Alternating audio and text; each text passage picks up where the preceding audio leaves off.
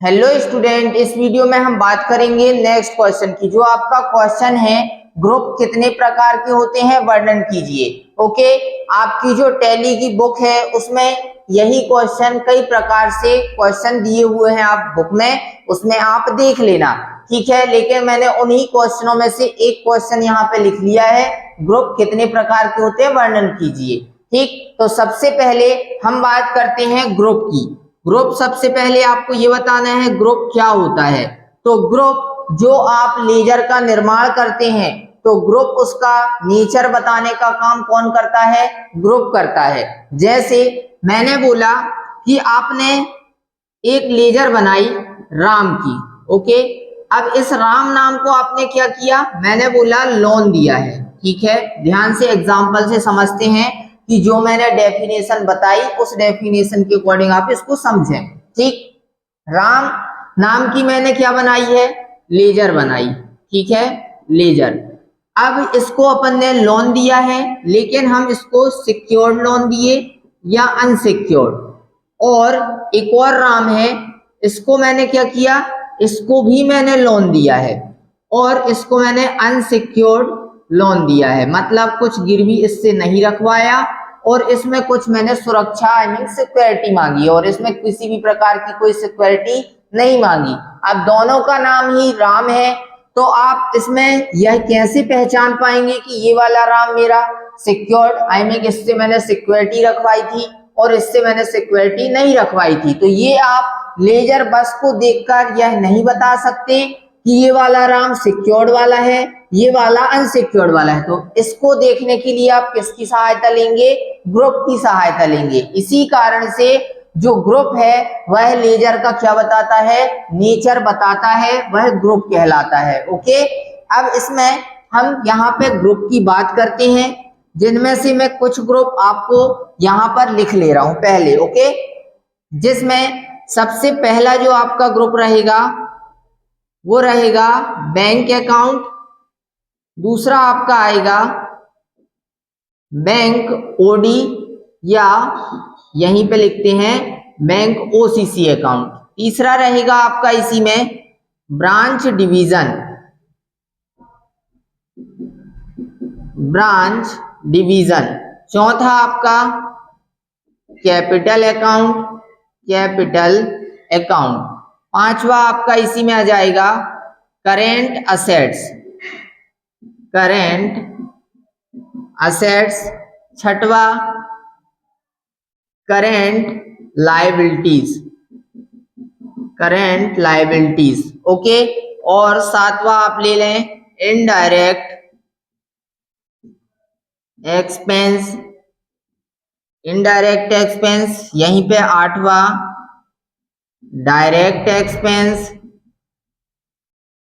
Direct expense. नौवां indirect expense, direct expense. Direct income, direct income. और 10वां ले लेते हैं indirect income. Okay, indirect income. अब पहले इतने ही ग्रुपों को अपन समझते हैं, उसके बाद आगे जो और भी ग्रुप हैं उनको भी समझेंगे। ठीक है, टैली में जो ग्रुप होते हैं वो 28 होते हैं, जिनमें आपको अलग अलग ग्रुप का उपयोग अलग अलग लेजर के लिए किया जाता है। अब आपकी जो लेजर होती है उन लेजरों का उपयोग करने के लिए आप इन ग्रुपों का क्या करते हैं? उपयोग करते हैं, जिससे रिकॉर्ड को आसानी से मेंटेन, आसानी से उसको समझा जा सके। इसके लिए आप इन ग्रुपों का क्या करते हैं? उपयोग करते हैं। जिसमें पहला ग्रुप है बैंक अकाउंट। इस बैंक अकाउंट ग्रुप का उपयोग जितने भी आपके करेंट अकाउंट एवं सेविंग अकाउंट के लेजर होते हैं उनके लेजर को बनाने के लिए इस बैंक अकाउंट ग्रुप का उपयोग किया जाता है। अब जो भी व्यवसाय में आपका जिस भी बैंक खाते में खाता होता है, जैसे एसबीआई बैंक में आपका क्या है? खाता है, या सीबीआई बैंक में आपका खाता है, तो उस बैंक के नाम की आप लेजर बनाएंगे और उसके अंडर में क्या आता है? बैंक अकाउंट आता है। ओके, अब जो व्यवसाय में आप खाता खोलते हैं तो वह आपका करेंट अकाउंट होता है, और जिसमें आप पैसे सेविंग मतलब बचत करने के लिए खोलते हैं वह आपका सेविंग अकाउंट होता है। करेंट अकाउंट को हिंदी में चालू खाता कहा जाता है, सेविंग अकाउंट को बचत खाता कहा जाता है। जो सेविंग अकाउंट होता है वो किसी पर्सन के नाम का खोला जाता है, जो करेंट अकाउंट होता है वो जो करेंट अकाउंट होता है वो किसी फर्म, संस्था या कंपनी के नाम से खोला जाता है। इसमें दूसरे अंतर की बात करें तो करेंट अकाउंट में ब्याज नहीं मिलता, सेविंग अकाउंट में ब्याज मिलता है। ओके, बस इतने ही अंतर आपको इसमें जानने आवश्यक हैं। ओके, इसके बाद अगला है बैंक ओडी अकाउंट और बैंक ओसीसी अकाउंट। यह वह अकाउंट होता है जिससे बैंक से आपको क्या मिलता है, लोन के रूप में पैसे मिल जाते हैं। बैंक ओडी में जब आपके पास बैंक में मैंने बोला एक भी रुपए नहीं है तो भी आप बैंक से पैसे निकाल सकते हैं, वह बैंक ओवरड्राफ्ट सुविधा कहलाती है। ठीक है, ओडी का पूरा नाम क्या होता है, ओवरड्राफ्ट। ठीक, और ओसीसी का होता है ओवर कैश क्रेडिट। अब मैंने आपको बताया ओवरड्राफ्ट में क्या होता है, जब भी आप बैंक से क्या लेते हैं, लोन के रूप में पैसे लेते हैं, अर्थात मैंने बोला आपके करंट अकाउंट में कोई एक भी पैसे नहीं है तब भी आप बैंक से पैसे निकाल लेते हैं तो उस सुविधा को बैंक ओवरड्राफ्ट कहा जाता है। ठीक, इसके बाद ओवर कैश क्रेडिट, तो जब आप बैंक आपकी जो व्यापारिक स्थिति होती है या व्यापार में कितना बड़ा आपका व्यापार है, क्या क्या सामान है, उसके अकॉर्डिंग यदि आपको बैंक लोन देती है तो वह ओवर कैश क्रेडिट के अंतर्गत आता है। ठीक है, इसके बाद अगला आपका ग्रुप है ब्रांच डिवीजन। तो इसमें ब्रांच डिवीजन यह वह ग्रुप होता है जिसमें एक मेन ऑफिस होता है। क्या, एक मेन ऑफिस होता है और वह मेन ऑफिस में जो कार्य होता है वही सेम कार्य उसी के और भी छोटी उससे क्या है, उसी की और भी शाखाएं हैं, वहां पर भी वही काम होता है। तो मेन ऑफिस उसको क्या करके रखता है, नियंत्रित मतलब कंट्रोल करके रखता है, अर्थात जो काम मेन ऑफिस में हो रहा है, मैंने बोला कि आपका जो मेन ऑफिस है वो भोपाल में है और इसी की दो शाखाएं, एक इंदौर में है और एक कहाँ है, जबलपुर में है। ओके, तो जो काम कहाँ हो रहा है, मेन ऑफिस भोपाल में, वही काम उसी की दो शाखाएं हैं, एक इंदौर एक जबलपुर, वहां पर भी वही काम हो रहा है।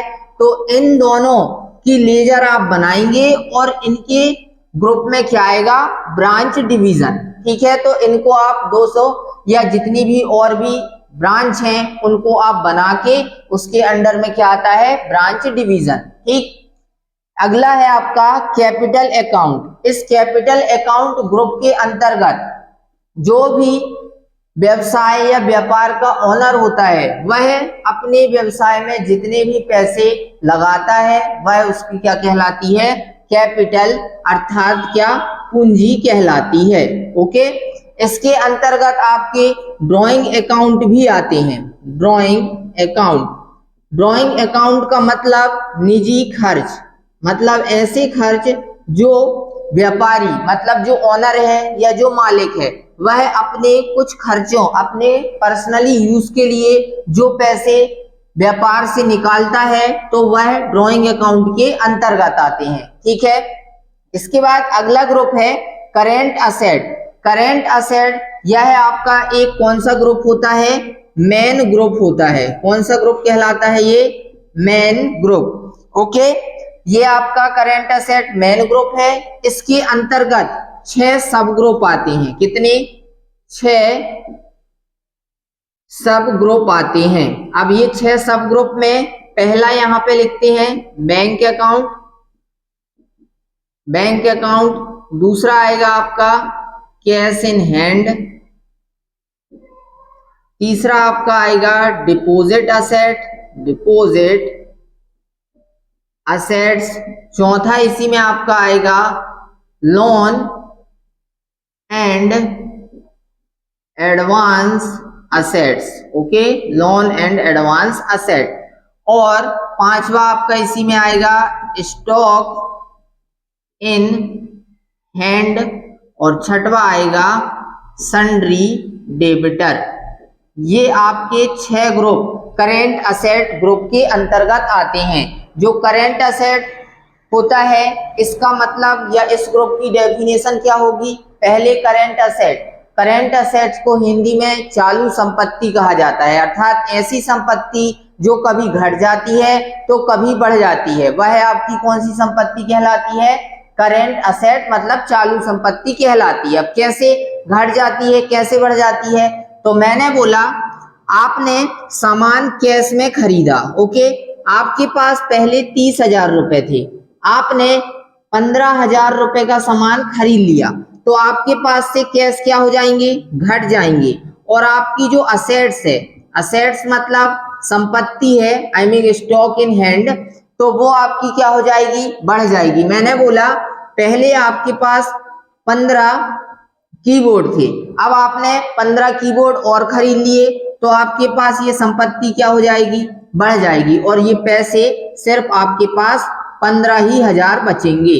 ओके, तो इस प्रकार से कभी आपकी संपत्ति घट जाती है तो कभी बढ़ जाती है, अर्थात इसे इजीली कन्वर्ट किया जाता है कैश में, या आसानी से कन्वर्ट आप असेट मतलब संपत्ति में भी कन्वर्ट कर सकते हैं। ओके, इसमें अब बैंक अकाउंट मैंने आपको पहले ही बता दिया है।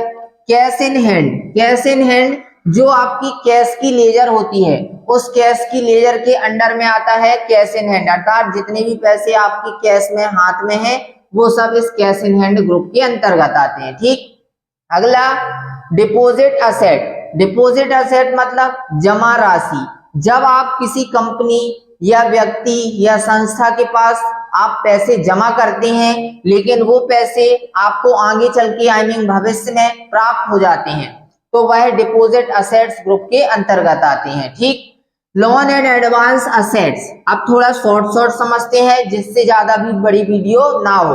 लोन एंड एडवांस असेट ऐसी संपत्ति जिसे हम किसी व्यक्ति को क्या देते हैं? लोन के रूप में पैसे देते हैं, वह लोन एंड एडवांस असेट के अंतर्गत आती है। मतलब हम किसी को लोन देंगे तो वह लोन एंड एडवांस असेट के अंतर्गत आएंगे। जिस भी व्यक्ति को हम लोन देंगे उसके नाम की हम क्या बनाएंगे? लेजर बनाएंगे, और उसके अंडर में लोन एंड एडवांस असेट्स आता है। ओके, स्टॉक इन हैंड, जो भी स्टॉक हमारे पास है, जैसे कैश इन हैंड में जितने भी पैसे हमारे पास हैं वो कैश इन हैंड कहलाएंगे। स्टॉक इन हैंड में जितना स्टॉक, जितना सामान, जितना वस्तु हमारे पास है वह सब स्टॉक इन हैंड के अंतर्गत आती है।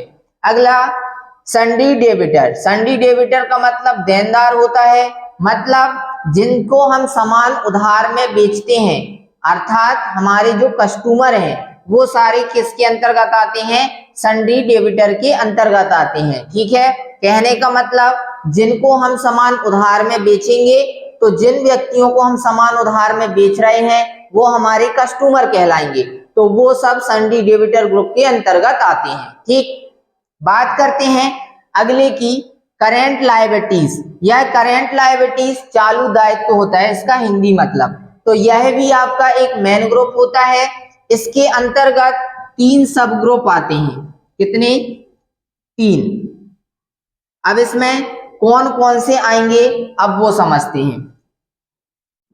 पहला रहेगा इसमें करेंट लायबिलिटीज में ड्यूटीज एंड टैक्सेस। ठीक है, इसी में दूसरा रहेगा सन्ड्री क्रेडिटर। ठीक, और इसी में आपका तीसरा आ जाएगा प्रोविजन, प्रोविजंस। ठीक, ये 3 करेंट लायबिलिटीज में आते हैं, अर्थात ऐसा दायित्व जो कभी घट जाता है तो कभी बढ़ जाता है। जैसे इस सन्डी क्रेडिटर से समझते हैं, आपने अभी तक मैंने बोला एक पर्सन से सामान उधार में खरीदा है, तो आपके जो लेनदार हैं वो क्या हो जाएंगे? बढ़ जाएंगे। क्रेडिटर मतलब लेनदार, तो वो आपके लेनदार बढ़ गए। अब आपने 3 लोगों से और खरीद लिया, तो आपके लेनदार क्या हो जाएंगे? और बढ़ जाएंगे। अब आपने क्या किया? 2 लेनदार के पैसे पूरी तरह से चुका दिए, तो वो क्या हो गए? घट गए। तो वही कहलाते हैं ऐसे दायित्व जो कभी घट जाते हैं तो कभी बढ़ जाते हैं। ठीक है, इसमें पहला ड्यूटीज एंड टैक्सेस, मतलब जो भी आप टैक्स देते हैं तो वो सारे टैक्स से संबंधित जितनी भी लेजर होती हैं वो इस ड्यूटीज एंड टैक्सेस ग्रुप के अंतर्गत आती हैं। ओके, फिर सन्डी क्रेडिटर, सन्डी क्रेडिटर का मतलब लेनदार होता है। इसका मतलब जब आप किसी से उधार में सामान खरीदते हैं, अर्थात वो आपके लिए सप्लायर होता है, तो जिस भी व्यक्ति से आप उधार में सामान खरीदते हैं उस व्यक्ति के नाम की आप क्या बनाते हैं, लेजर। जब आप सामान तो खरीदेंगे लेकिन सामान को आप उधार में खरीदेंगे, जब हम सामान को उधार में खरीदेंगे उस कंडीशन में सन्डी क्रेडिटर ग्रुप का उपयोग किया जाता है। ठीक, इसके बाद है अगला प्रोविजन। प्रोविजन मतलब होता है कि ऐसे, प्रोविजन का मतलब होता है कि जब हमें पहले से ही पता हो कि हमारे व्यापार या व्यवसाय में कुछ खर्चे होने वाले हैं, मतलब भविष्य में हमें कुछ खर्चे करने की आवश्यकता है, तो हम क्यों ना थोड़ा थोड़ा पैसा निकाल निकाल के रखते चलें। तो वो जो आप पैसे निकाल के रख रहे हैं ना, वो प्रोविजन ग्रुप के अंतर्गत आते हैं। ठीक है, मतलब जुगाड़ में पैसों को, आपने बोला कि हमें व्यापार में कोई नई मशीन लेके आना है, लेकिन हम 4-5 महीने रुक के लेकर आएंगे थोड़ा देर बाद, तो आप उनके लिए पहले से ही क्या करोगे, उस मशीन के लिए कुछ कुछ पैसे निकाल के अलग से रखते जाओगे, तो उसकी एंट्री प्रोविजन ग्रुप के अंतर्गत की जाती है। ठीक, आगे चलते हैं। Indirect expense, direct expense, direct income, indirect income. बहुत ही सरल भाषा में दो वर्ड में मैं आपको इनका अंतर बताता हूं। इनडायरेक्ट एक्सपेंस क्या होता है, जो आपके बिजनेस को चलाने में सहायता करते हैं, वो इनडायरेक्ट एक्सपेंस के अंतर्गत आते हैं। क्या मैंने बोला, जो आपको आपके बिजनेस को चलाने में सहायता करते हैं वो इनडायरेक्ट एक्सपेंस में आते हैं। जैसे आपने जो आपकी कंपनी है, मैंने बोला उसमें आप रूम रेंट देते हैं, आई मीन कंपनी का रेंट पे करते हैं, तो ये सब इनडायरेक्ट एक्सपेंस में आएगा। आप क्या कर रहे हैं, इलेक्ट्रिसिटी बिल पे कर रहे हैं, तो इलेक्ट्रिसिटी बिल भी देंगे तो वो भी इनडायरेक्ट एक्सपेंस में आएगा। आप किसी को कमीशन दिए, आई मीन वेतन दिए, तो वो भी किसके अंतर्गत आएगा, इनडायरेक्ट एक्सपेंस के अंतर्गत आएगा। तो सिंपल सा यही है कहने का कि जो आपके बिजनेस को चलाने में सहायता प्रदान करते हैं वह इनडायरेक्ट एक्सपेंस में आते हैं, जैसा कि मैंने आपको ये बताया। अब आपके व्यापार या कंपनी में टेलीफोन है, तो उसमें बैलेंस डलवाने के लिए वो भी इनडायरेक्ट एक्सपेंस में आएगा, उसमें नेट डलवाने के लिए वो भी इनडायरेक्ट एक्सपेंस में आएगा। ठीक है, तो ये होता है। अब डायरेक्ट एक्सपेंस क्या होगा, तो फिर डायरेक्ट एक्सपेंस यह वह एक्सपेंस होता है जो आपको आपके बिजनेस में करना ही पड़ता है, नहीं तो उसके बिना काम नहीं चलेगा। जैसे आप कोई वस्तु को खरीद के लेकर आए, सिंपल सा, आपको वो सामान बेचना है तो उस सामान को आपको क्या करना पड़ेगा, खरीदना पड़ेगा। तो आप यदि कोई सामान, जैसे मैंने बोला माउस आपने खरीदा, तो आप माउस को खरीदेंगे, एक माउस मैंने बोला आपने 150 का खरीदा, तो वो 150 रुपए आपको खर्च करने ही पड़ेंगे, तो वो किसके अंतर्गत आएगा, डायरेक्ट एक्सपेंस के अंतर्गत। या फिर दूसरा एग्जांपल, जो आपकी कंपनी में वर्कर वर्क कर रहे हैं तो उनकी आप पेमेंट करोगे, तो वो भी किसके अंतर्गत आएगा, डायरेक्ट एक्सपेंस के अंतर्गत आएगा। क्यों, क्योंकि वो आपको आपके बिजनेस में आपको और प्रॉफिट कमा के दे रहे हैं, काम कर रहे हैं, इसी कारण से वो डायरेक्ट एक्सपेंस के अंतर्गत आएगा। ओके, इसके बाद अगला है डायरेक्ट इनकम। तो डायरेक्ट इनकम, जैसा कि यहाँ पर मैंने बोला कि आपने माउस खरीदने में 150 रुपए खर्च किए थे, तो वो डायरेक्ट एक्सपेंस हो गया था।